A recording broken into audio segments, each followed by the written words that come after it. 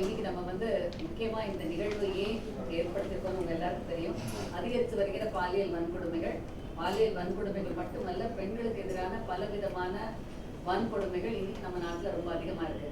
இன்னைக்கு உலக அளவுல குளோபலா பாத்தீங்கன்னா every third woman suffers through violence all in the world. So உலக அளவுல ஒரு பெண் ஏதாவது ஒரு வன்முறை, அது குறிப்பாக பாலியல் வன்கொடுமைங்கிறது வளர்ந்த நாடு வளர்ற நாடு எல்லா நாட்டிலும் இருக்கு. ஸோ இந்த நிலை மாறுறதுங்கிறது ரொம்ப ரொம்ப ஒரு பெரிய விஷயம். இந்த நிலை மாறுவதற்கு பல வழிமுறைகளை நம்ம கடைபிடிக்கணும். அதுதான் முக்கியமா உங்களோட மீடியாவோட முக்கியமான பங்கு அதில் தான் இருக்கு. ஏன்னா நீங்க தான் இந்த அவேர்னஸை கொண்டு போறீங்க. ஆனா இதை எதை நோக்கி போகணும், நம்ம இதுல வந்து எப்ப பார்த்தாலும் நம்ம சொல்றது விஷயம் என்ன, பாலியல் வன்கொடுமை நடந்துச்சு, இதை கண்டிக்கிறோம், இதை தவிர்க்கிறோம், இதை வந்து இது கண்டிக்கப்பட வேண்டிய விஷயம், இதை நம்ம கண்டிச்சுதான் இருக்கோம். ஆனா நம்ம இது அடுத்த ஸ்டெப் என்ன பண்ண போறோம் அப்படின்ற நிறைய விஷயங்களை நம்ம செய்யறது இல்லை. அதனுடைய ஆரம்பம் தான் இன்னைக்கு வந்து இந்த ஃபெடரேஷனோட வைஸ் பிரசிடென்ட் முறையிலையும் வேர்ல்ட் அசோசியேஷன் ஆஃப் செக்ஷுவல் ஹெல்த்தோட அட்வைசரி கவுன்சில் மெம்பரா எலெக்ட் ஆன எனக்கும் இந்த விதத்துல சில பொறுப்புகள் இருக்குன்றதை நாங்க உணர்றோம். ஸோ இந்த வகையில இந்த விஷயங்களை எப்படி சமுதாயத்துக்கு எடுத்துட்டு போகணும் அப்படிங்கிறதுக்கு பல விதமான வழிமுறைகளை வச்சுப்போம். அதுல முதல் சார் சொன்ன மாதிரி அவுட்ரீச் ப்ரோக்ராம் எல்லா காலேஜஸ், ஸ்கூல்ஸ், எஜுகேஷன்ஸ் பண்ணணும். இதுல முக்கியமான ஒன்று வந்து எப்பயுமே educate a girl or educate a boy. ஏன்னா இன்னைக்கு ரெண்டுமே இந்த வயலன்ஸ் நடக்கிறது ரெண்டு பேரும் எஜுகேஷன் இல்லாததுனால தான். எது சரி எது தவறுன்றதுதான் இல்லை. நம்ம பெண் குழந்தைங்களை என்ன பண்ணுவோம், பிறந்தோடனே குழந்தைன்னா நீ வந்து ஆணுக்கு பணிஞ்சுதான் இருக்கணும், சொல் பேச்சு தான் கேட்கணும், ஒபே பண்ணணும், எதையும் வந்து இப்படி பண்ணக்கூடாதுன்ற ஒரு அவங்கள வந்து ஒரு இரண்டாவது நிலையில தான் அந்த பெண்களை வளர்க்குறோம். அவங்களுக்கு ஒரு முக்கியத்துவம் தன்னை பத்தியே தெரியறதில்லை. தான் யாரு, தன்னுடைய இது வந்து வயதுனாலேயோ தன்னுடைய அழகுனாலேயோ தன்னுடைய படிப்புனாலேயோ வர்றதில்ல. எல்லாரும் பெண் என்ற விஷயமே அவளுக்கு வந்து ஒரு தனித்தன்மையை கொடுக்குது, அதுக்கு அவளுக்கு உரிமை இருக்கு, அது அவளுக்குரிய ஒரு முக்கியத்துவம் இருக்குன்றதே நிறைய பெண் குழந்தைகளுக்கு நம்ம சொல்லி வளர்க்கறது இல்லை, யார் நம்ம சமுதாயத்துல சொல்றது இல்லை. இந்த விஷயம் தான் இந்த பெண்ணை வந்து கண்டிப்பாக ஒரு சமுதாயத்துல ஒரு முக்கியமான பங்கை வகிப்பதற்கான வழிமுறையா இருக்கும்.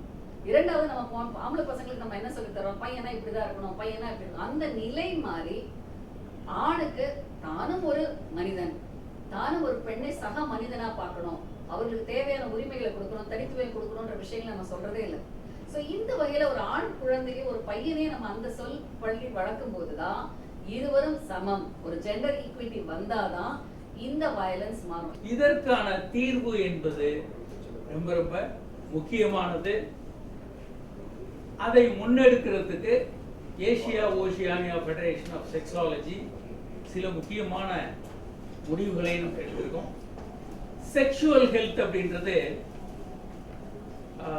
பாலியல் ஆரோக்கியம் மட்டுமல்ல, ஒரு ஹெல்த்தை முன்ன கொண்டு போறது மட்டுமல்ல, ஒரு நோய் இல்லாத தன்மை மட்டுமல்ல, ஆரோக்கியம், அதோட தாம்பத்தியம் என்பது மரியாதையோட, ரெஸ்பெக்ட்ஃபுல், சேஃப்டி, பாதுகாப்போட, டிஸ்கிரிமினேஷன் இல்லாமல், பாகுபாடு இல்லாமல், அதே மாதிரி வன்முறையில் இல்லாமல், வயலன்ஸ் இல்லாத ஒரு விஷயமாக இருக்கணும்.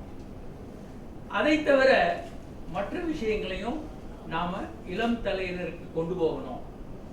போதைப் பொருட்கள் இல்லாத ஒரு கலாச்சாரத்தை நம்ம கொண்டு வரணும். அது சம்பந்தமான விழிப்புணர்வு, இதற்கு செக்ஸ் எஜுகேஷன், பாலியல் கல்வி வந்து ரொம்ப ரொம்ப அவசியம். இப்போ புதிதாக வந்த பிரச்சனை என்னன்னா, ஆன்லைன் செக்ஷுவல் அபியூஸ் வந்து புதிய ஒரு பிரச்சனையாக வந்திருக்கு. 2023 70 கோடி மக்கள் இந்தியால இன்டர்நெட் பயன்படுத்துறாங்க. அதுல 1/3 ஒரு பகுதியினர் வந்து குழந்தைகள் வந்து சைபர் பிரச்சனைகளால பாதிக்கப்படுறாங்க. சைல்டு போனோகிராஃபி, ஆபாச படங்கள் குழந்தைகளுக்கு, சைபர் ஹராஸ்மெண்ட், ஆன்லைன் மூலமா ஹராஸ் பண்றது, அதே மாதிரி ஏராளமான சைபர் குற்றங்கள் வருது. போனோகிராஃபி இன்டியூஸ்டு எரெக்டைல் டிஸ்ஃபங்க்ஷன், ஆண்மை குறைவும் அதிகரிக்குது. இதை தடுப்பதற்கு நாங்க சில பிளான் வச்சிருக்கோம். ஒன்று வந்து அவுட்ரீச், வல்னரபிள் குரூப்பை வந்து ரீச் பண்ணி பண்றது.